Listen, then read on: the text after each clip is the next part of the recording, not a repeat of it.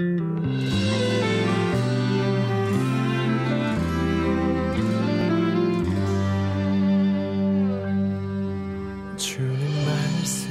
말씀하시면 내가 나가리다.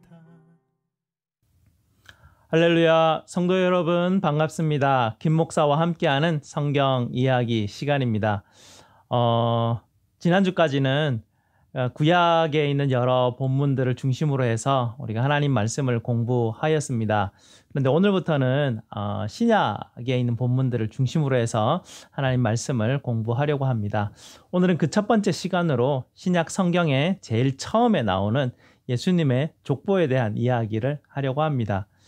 신약 성경을 한번 읽어보겠다고 이제 마음을 막 먹고 첫 장을 딱 펴면 예수님의 족보가 쭉 나오죠. 사람의 이름이 굉장히 많이 나옵니다.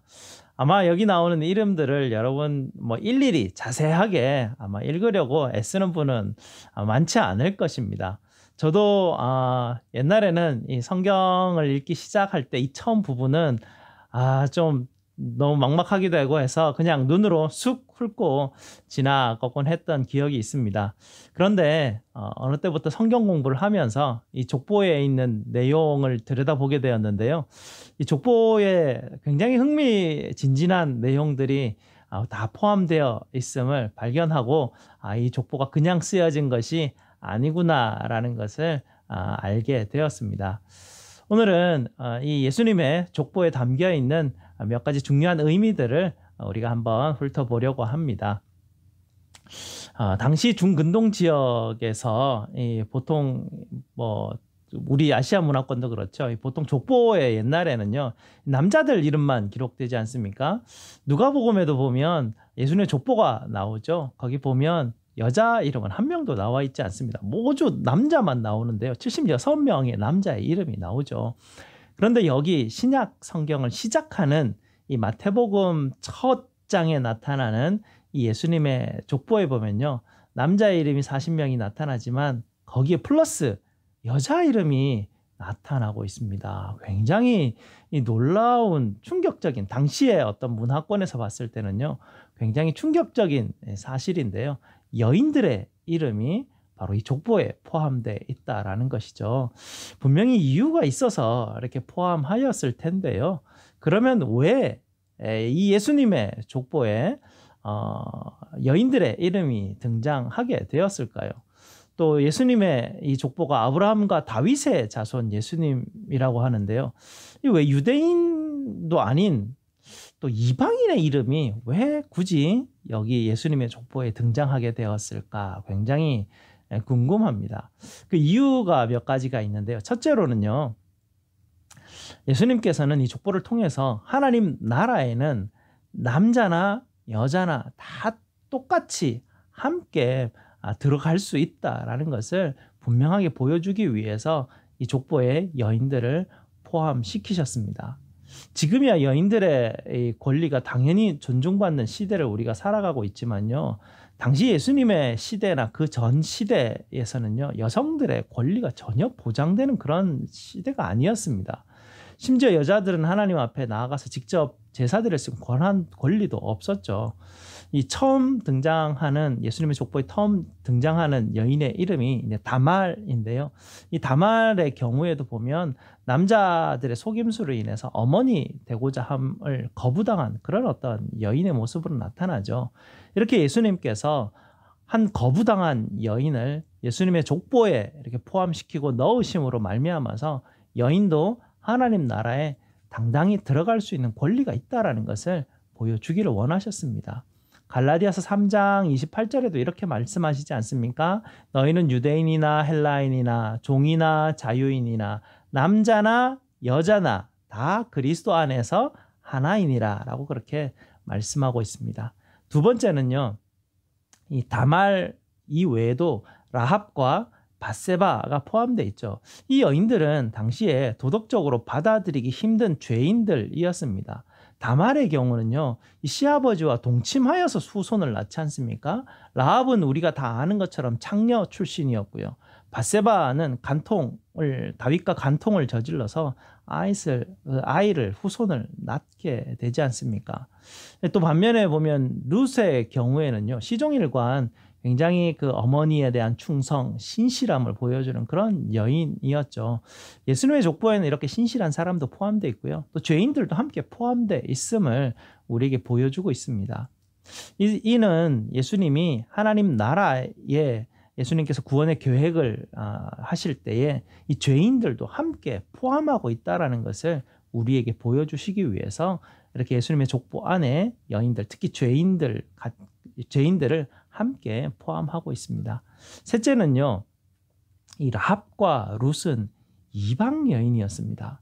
순수 혈통을 자랑하는 유대인의 족보에 어떻게 이방인의 피가 이렇게 섞여 들어왔는가? 아마 유대인들이 마태복음을 읽다가 첫 장을 읽자마자 이 유대인 여인, 그것도 여인이 어떻게 여기 이렇게 들어와 있나? 족보에 포함되어 있나?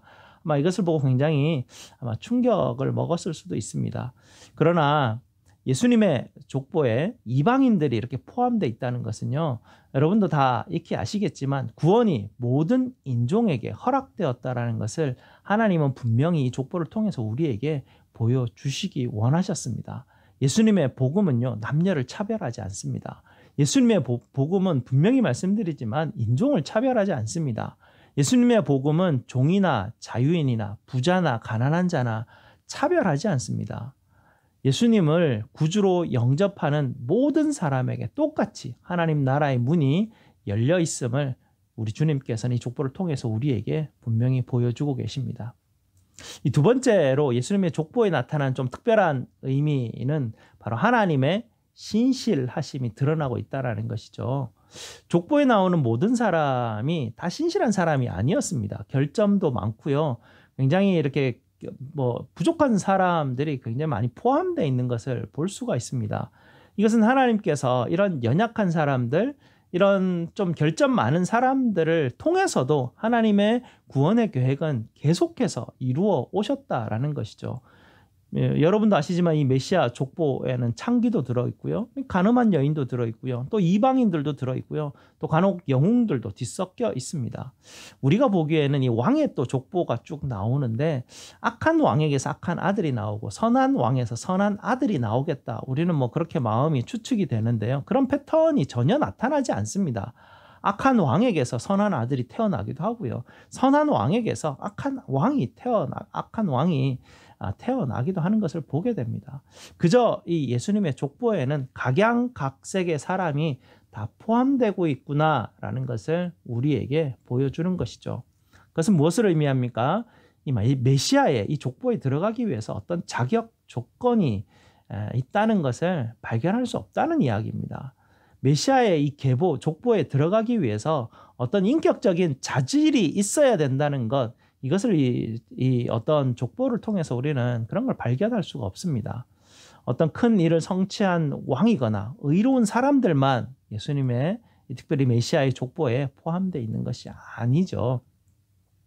하나님은 각양각색의 사람을 통해서요, 주권적으로 하나님의 구원의 역사를 하나님의 신실하심을 통해서 이어가고 계심을 우리에게 지금 보여주고 계십니다.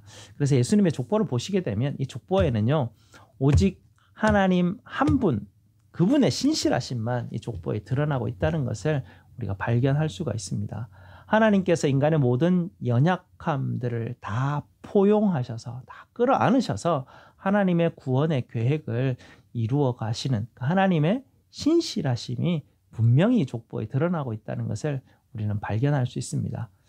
결론적으로 말씀드리면요, 메시아의 족보에 들어가기 위해서 어떤 특별한 자격을 갖출 필요가 없다라는 것입니다. 어떤 배경이나 어떤 인종이나 어떤 민족이든지 어떤 상황 가운데 있든지 내가 예수 그리스도를 구주로 영접하기만 하면 이 엄청난 메시아의 족보 속으로 내가 편입해서 양자로 들어갈 수 있음을 예수님께서는 우리에게 분명히 족보를 통해서 보여주고 계십니다.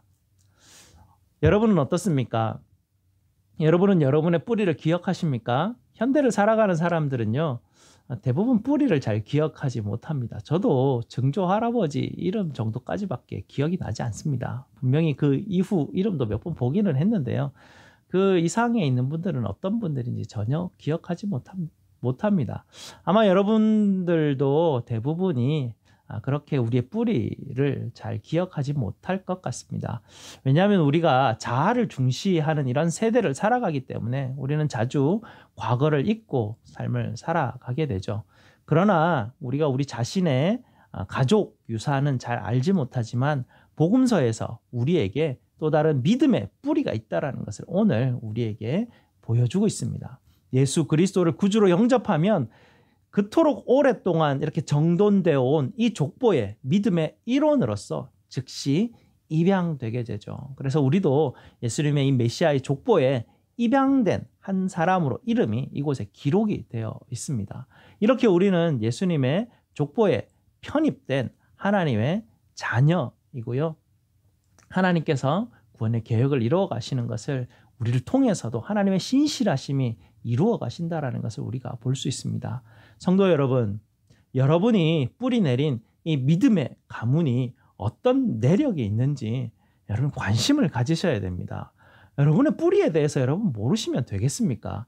믿음의 뿌리가 내 믿음의 뿌리가 얼마나 깊이 내려져 있는지 그것을 알 때 내가 어디를 향해 가야 되는구나. 이 세상을 살아가면서 내가 무슨 소명과 사명을 가지고 내가 어디를 향해 가야 되는구나라는 것이 분명해지게 되는 것이죠. 여러분 앞으로 몇 주 동안 우리가 신약에 대해서 이제 공부를 하게 될 텐데요. 우리 다 믿음의 가문의 한 가족 아닙니까? 이 믿음의 가문의 뿌리에 대해서 우리가 좀 열심히 공부하셔서요. 내가 어디에 뿌리를 좀 깊이 내리고 있는지를 여러분이 점점 좀 분명히 좀 그것을 아시고 이제부터 그 내 뿌리가 이곳에 있고 우리 하나님의 구원의 계획이 어디를 향하고 있는지 우리가 분명히 알게 되면 이제부터 내가 어디를 향해서 살아가야 되는가가 분명해지고요. 그렇게 되면 우리가 어떤 어려움 가운데 있든지 흔들리지 않습니다. 믿음의 뿌리가 향하는 곳을 우리의 마음이 향하도록 우리는 이것을 분명히 하고 또 기도함으로 하나님께서 인도하시는 그 길을 나아가야 합니다. 성도 여러분, 우리 다 함께 이 믿음의 뿌리가 향하는 곳을 향해서 담대히 함께 나아가시기를 부탁드립니다. 감사합니다. 다음 주에 뵙겠습니다.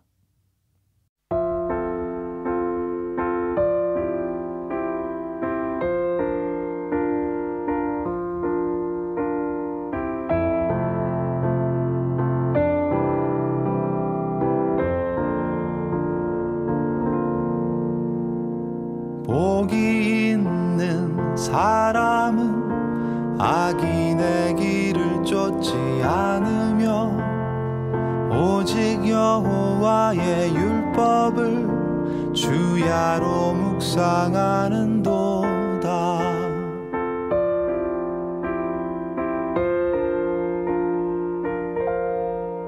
그는 시냇가에 심은 나무가 저를 따라 열매를 맺으며 그 잎이 시들지 않듯이 모든 일이 다 잘 되리라. 주는 신실하시니 그는 성실하시니 의의 길을 따르라. 주의 길을 주는 신실하시니 그는 성실하시니 의의 길을 따르라. 주의 길을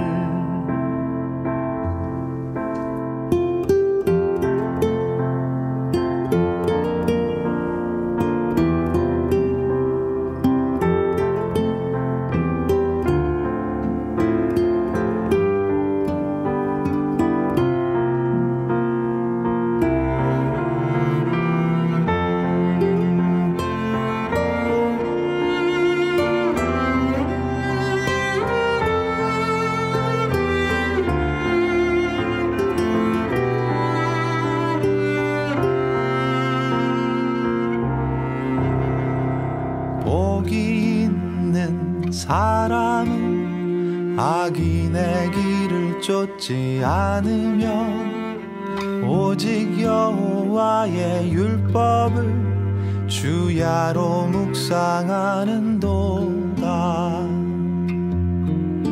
주는 신실하시니 그는 성실하시니 의의 길을 따르라. 주의 길을.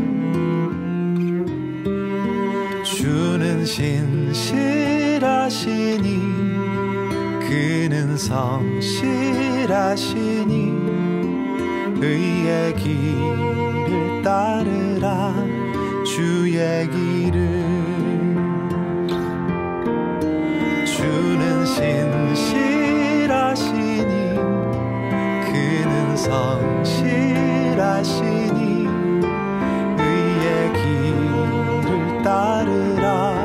주의 길을.